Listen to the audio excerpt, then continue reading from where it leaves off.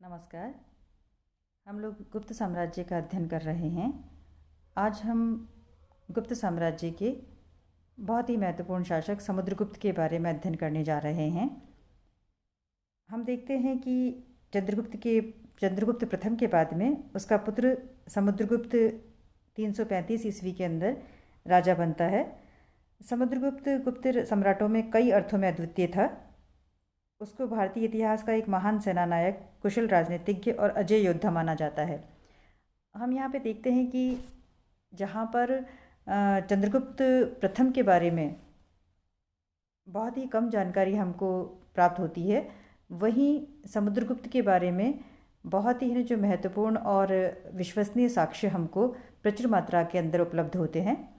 इसके अंदर हम देखते हैं कि समुद्रगुप्त की उपलब्धियों की जानकारी उसके मंत्री हरिशेन द्वारा प्रयाग में उत्कीर्ण करवाई गई प्रयाग प्रशस्ति से मिलती है। इसी तरह से एरन अभिलेख से भी उसके बारे में बहुत जानकारी हमको मिलती है।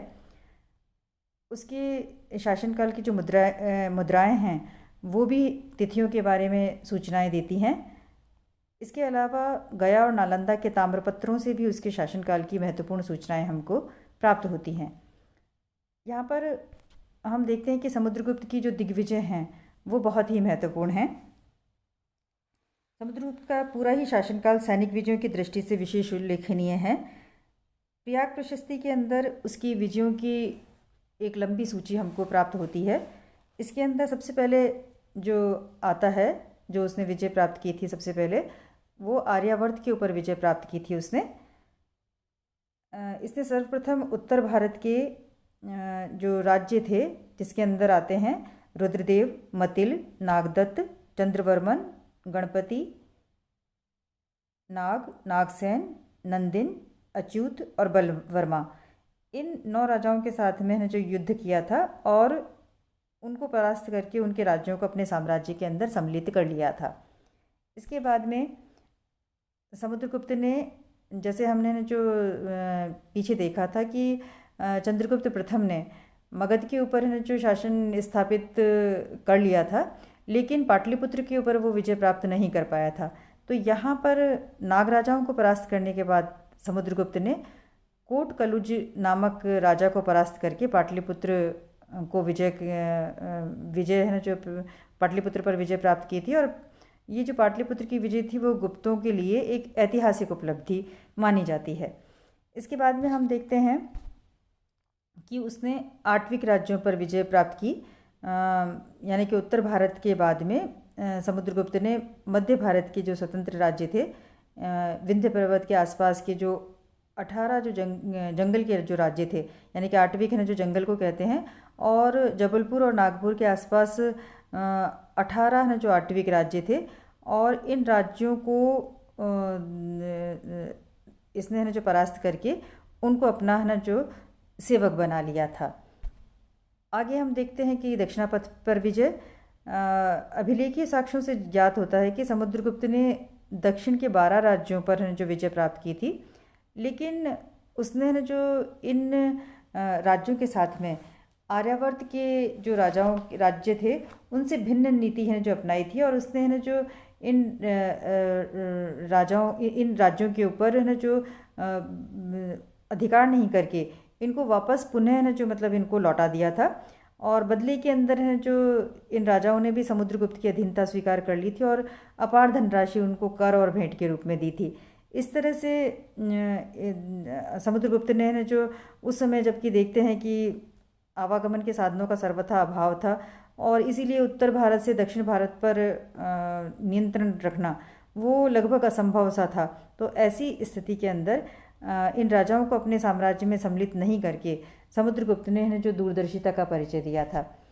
आगे जो सीमांत प्रदेशों पर विजय पे देखते हैं हम लोग कि अपनी विजय के अगले चरण के अंदर समुद्रगुप्त ने जो सीमांत प्रदेश थे, जैसे कि है समतट है, डवाक है, कामरूप, कृतपुर है और नेपाल है, यहाँ के सीमांत राजाओं के कुछ राजाओं ने तो युद्ध में पराजित होकर और कुछ ने बिना युद्ध किए ही है जो समुद्रगुप्त की अधीनता स्वीकार कर ली थी, और ये जो राज्य थे वो समुद्रगुप्त को कर देने लग गए थे और उसकी आज्ञाओं का पालन करने लग गए थे।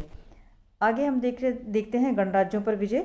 गुप्त साम्राज्य के पश्चिम के अंदर तथा दक्षिण पश्चिम में कुछ ऐसे राज्य थे जहाँ पर कि है जो गणतंत्रात्मक शासन प्रणाली प्रचलित थी, और ये राज्य गणराज्य कहलाते थे। जैसे है ना जो इनमें है ना जो मालव है, अर्जुनायन है, यौधेय, मद्रक, आभीर, प्रार्जुन, सनकादिक, काक है और खारपरिक हैं, ये प्रमुख थे। इन है ना जो गणराज्यों ने समुद्रगुप्त के प्रताप से आतंकित होकर बिना युद्ध किए इसकी अधीनता स्वीकार कर ली थी। तो इस तरह से ना जो एक बड़े है ना जो क्षेत्र के अंदर समुद्रगुप्त की है ना जो सत्ता है वो स्थापित हो गई थी। आगे हम देखते हैं कि विदेशी राज्यों द्वारा प्रभाव स्वीकार किया जाना। तो यहाँ पर हम देखते हैं कि समुद्रगुप्त के पराक्रम और यश का जो सूर्य था वो ऐसा चमका कि पड़ोस के जो विदेशी राज्य थे उसने भी उसकी तेजस्विता को अनुभूत किया था, और इन्होंने जो समुद्रगुप्त से अधीनस्थ भाव से मैत्री संबंध स्वीकार कर लिया था। प्रयाग प्रशस्ति की 23वीं 24वीं पंक्ति के अंदर है जो हमको विदेशी शक्तियों के नाम मिलते हैं, जैसे कि देवपुत्र शाही, शाहनुशाही जो कि कुषाणों की एक शाखा थी। इसी तरह से पश्चिम भारत के जो शक क्षत्रप थे, और सिंगल द्वीपवासी यानी कि जो लंकावासी थे। और हम देखते हैं कि उस समय चीनी स्रोतों से भी ज्ञात होता है कि लंका का राजा जो मेघवर्ण था उसने जो बहुमूल्य उपहारों के साथ में समुद्रगुप्त के पास में अपने दूत भेजे थे।